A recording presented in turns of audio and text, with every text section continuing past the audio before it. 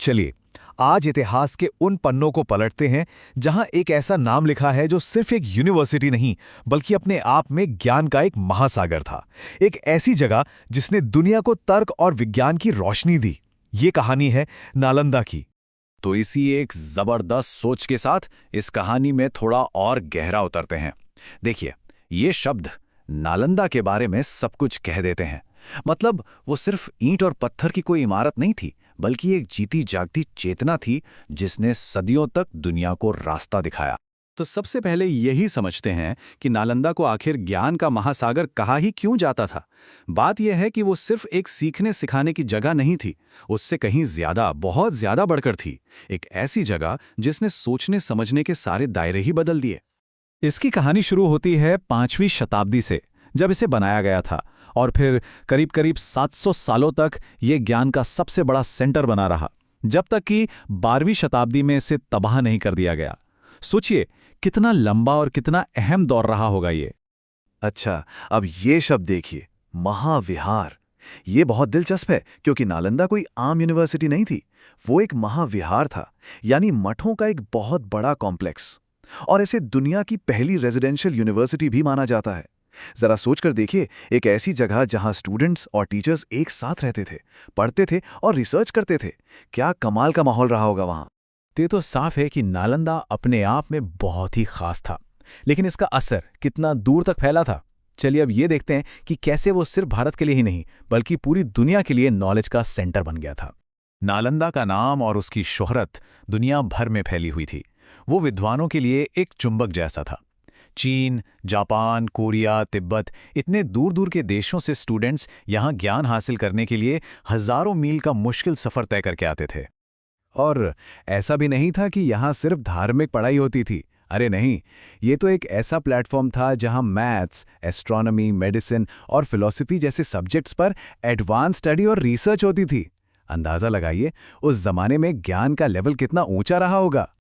अब बात करते हैं नालंदा के उस हिस्से की जो शायद उसका सबसे कीमती, सबसे अनमोल खजाना था। एक ऐसी धरोहर जिसने उसे इतिहास में हमेशा हमेशा के लिए अमर कर दिया। तो सवाल यह है कि नालंदा का सबसे बड़ा खजाना आखिर था क्या? क्या वो उसके महान टीचर्स थे या फिर उसकी बड़ी बड़ी इमारतें? नहीं, उसका सबसे बड़ा खजाना थी उसकी लाइब्रेरी, धर्मगंज। ये नाम ही अपने आप में ज्ञान के लिए कितना सम्मान दिखाता है ना? इस लाइब्रेरी में लाखों, जी हां, लाखों दुर्लभ पांडुलिपियां और किताबें थीं। मतलब ये सिर्फ किताबें नहीं थी, सोचिए, सदियों की मेहनत, सदियों की रिसर्च, वो सारा का सारा ज्ञान एक जगह पर इकट्ठा था जो उस वक्त दुनिया में और कहीं नहीं मिल सकता था। लेकिन हर महान कहानी में एक दुखद मोड़ भी आता है, और नालंदा की किस्मत में भी एक बहुत ही काला अध्याय लिखा था।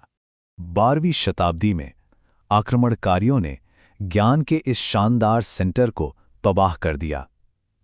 ये सिर्फ एक हमला नहीं था, ये एक पूरी सभ्यता कि ज्ञान की परंपरा पर हमला था। और ये जो लाइन है, ये उस नुकसान के दर्द को बिल्कुल सही तरह से बताती है। कहते हैं कि उस आग की लपटों ने सिर्फ ईंट पत्थर ही नहीं जलाए, बल्कि उस दिन इंसानियत ने अपना अनगिनत और अनमोल ज्ञान हमेशा के लिए खो दिया। लेकिन कुछ कहानियां राख से दोबारा जन्म लेने के लिए ही होती हैं। नालंदा की कहानी भी तबाही पर आकर खत्म नहीं होती। चलिए अब देखते हैं कि ये विरासत फिर से कैसे जिंदा हुई। पूरे 800 साल, सोचकर भी अजीब लगता है ना? 800 साल की खामोशी के बाद उस महान विरासत को फिर से जिंदा करने का फैसला किया गया। और फिर साल 2014 में नई नालंदा यूनिवर्सिटी की शुरुआत हुई। ये सिर्फ एक नई यूनिवर्सिटी का खुलना नहीं था, ये उस प्राचीन लॉ को फिर से जलाने की एक कोशिश थी जो दुनिया को एक बार फिर रोशनी दिखाने के रास्ते पर है। तो देखिए, सबसे जरूरी बात यही है कि नालंदा सिर्फ गुजरे हुए कल के कुछ खंडहर नहीं है, वो भारत के ज्ञान की उस महान परंपरा का एक जीता जागता प्रतीक है। वो हमें याद दिलाता है कि ज्ञान की शक्ति समय और तबाही से भी कहीं ज्यादा बड़ी है। तो क्या हम ये कह सकते हैं कि नालंदा वो ज्वाला है जो कभी नहीं बुझती? शायद इमारतें टूट सकती हैं, किताबें जल सकती हैं, लेकिन ज्ञान का जो विचार है, उसे जानने की जो ललक है, वो हमेशा जिंदा रहती है। ये एक ऐसा सवाल है जिस पर सोचना तो बनता है।